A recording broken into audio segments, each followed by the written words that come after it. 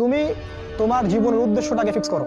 ঠান্ডা মাথায় আজকে রাতের বেলা চিন্তা করবা আল্লাহ পাক তোমাকে কি জন্য দুনিয়ায় পাঠিয়েছেন। একটু চিন্তা করবা, 1 মিনিট একটু চিন্তা করবা যে তুমি পৃথিবীতে নাই, তুমি পৃথিবীতে নাই, তুমি মারা গেছো। চিন্তা করবা তুমি মারা গেছো। এরপর চিন্তা করবা তুমি যে মারা গেছো পৃথিবীর কারো কোনো সমস্যা হচ্ছে কিনা। তুমি যে মারা গেছো পৃথিবী কি থেমে আছে? তোমার পরিবার থেমে থাকবে?